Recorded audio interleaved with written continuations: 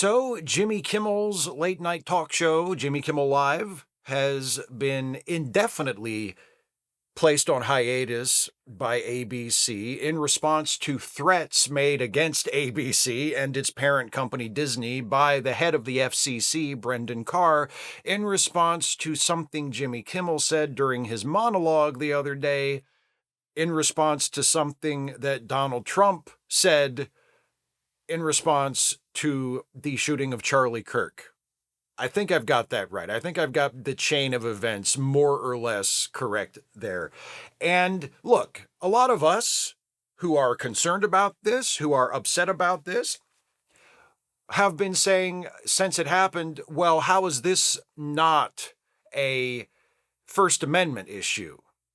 You know, how is this not? I mean, it's not just a private employer deciding on its own or deciding having been influenced by social pressure or cultural pressure to make a decision about its programming. It's a private company responding to a threat from the head of a government agency that has regulatory power over it, acting in a particular way. So how is this not like the definition of censorship, like literally censorship? Not just using that word figuratively to describe something, but no, like actual government censorship. How is this not a violation of the First Amendment? That's what many of us are asking. But of course, there are the people on the other side. There are the people who disagree with us on this issue, who think that maybe Jimmy Kimmel had it coming, just like Stephen Colbert had it coming, just like anybody who dares to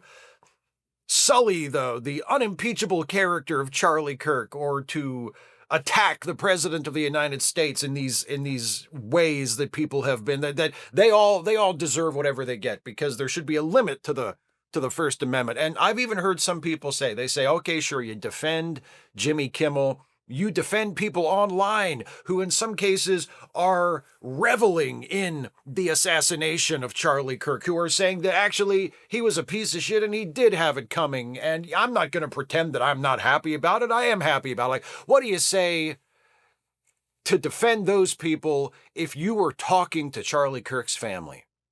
Or if you were talking to one of Charlie Kirk's friends, or if you were talking to someone who admired and idolized and looked up to Charlie Kirk and saw him as a role model, and now their heart is broken because he's been taken from them through violence. And you stuck-up ivory tower elitist leftist, you preach about your First Amendment rights. Well, what would you say to defend those First Amendment rights and the rights of those people to say all those terrible, hurtful, offensive things to the people who loved and admired Charlie Kirk? What would you say?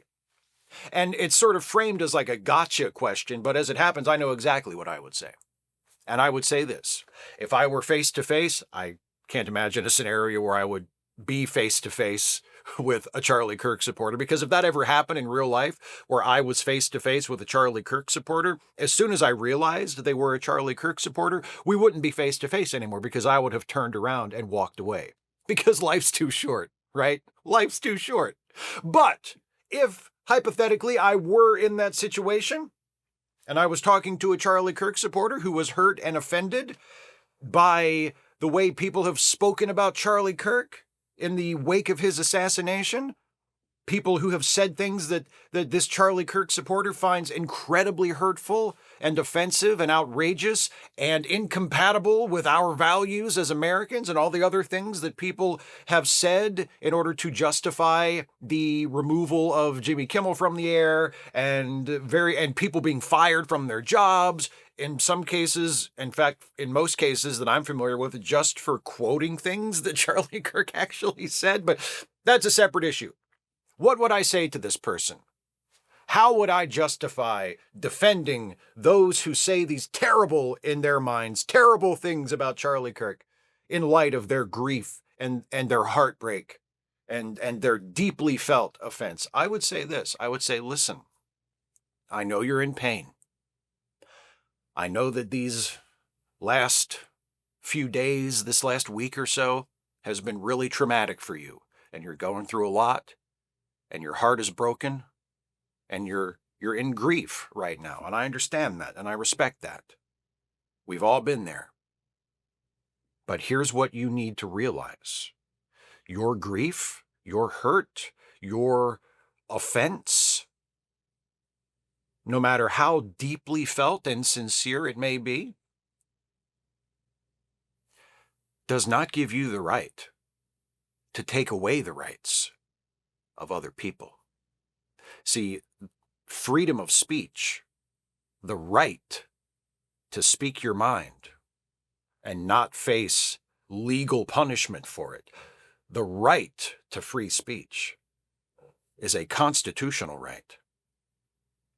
And no matter how upset you may be, no matter how sad you may be, no matter how hurt you may be in wake of these incidents, you don't have the right to take away someone else's constitutional rights. In fact, if you want to get real about it, if I weren't such a nice guy, if I weren't such a sensitive, thoughtful person, I wouldn't even have to defend it.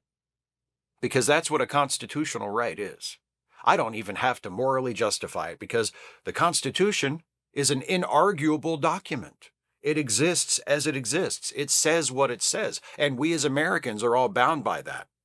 And there's nothing we can do to change it or should want to do to change it because it is received authority. It is the bedrock on which our entire nation is built. It has served us well for generation after generation for almost 250 years.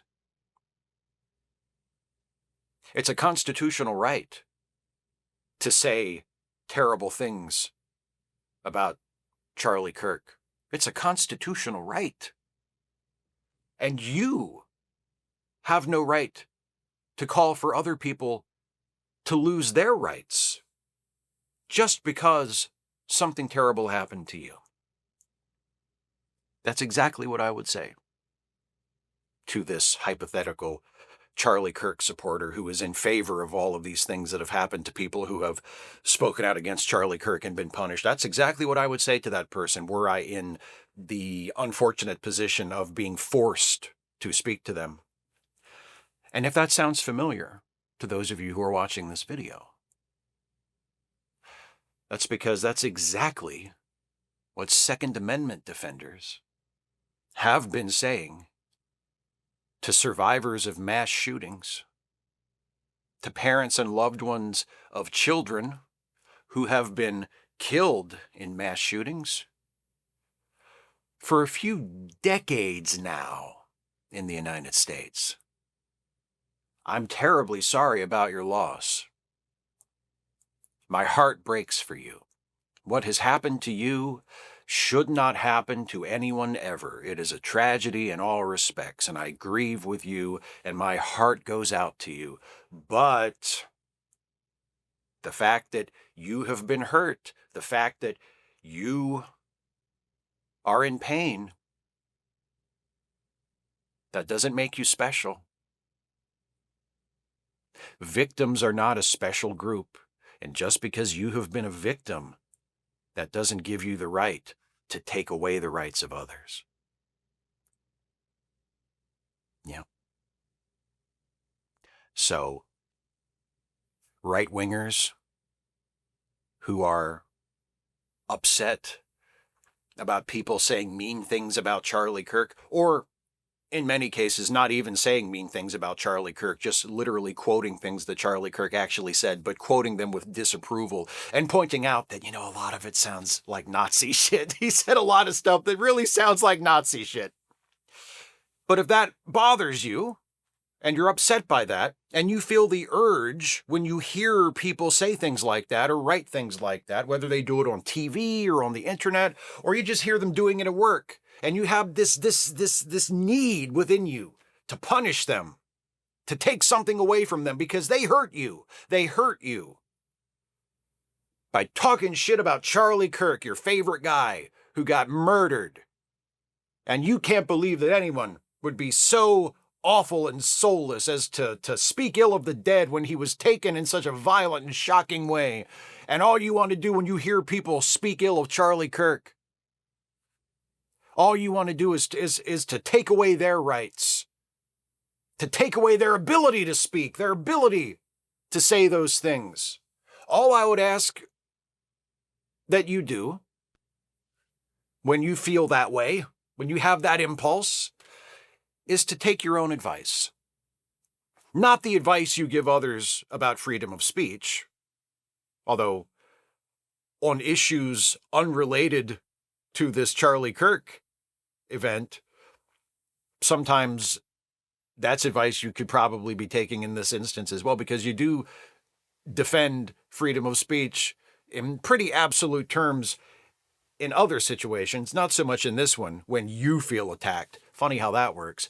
But your advice that you have given, that many of you have given repeatedly to victims of gun violence and to grieving parents who are weeping over their dead children. And you have said, and I'm sure some of you have even been in situations where you have said this right to the face of a parent whose child was taken by gun violence. Hey, two wrongs don't make a right. I know this is hard for you to hear, but just because your child was killed, that doesn't give you the right to take away my rights. Take your own advice. Just switch out the Second Amendment for the First Amendment and look at yourself and say, just because something bad has happened to me, just because I have been attacked by people quoting things that a podcaster I liked who was kind of Nazi adjacent said has hurt my feelings, that doesn't give me the right to take away their First Amendment rights.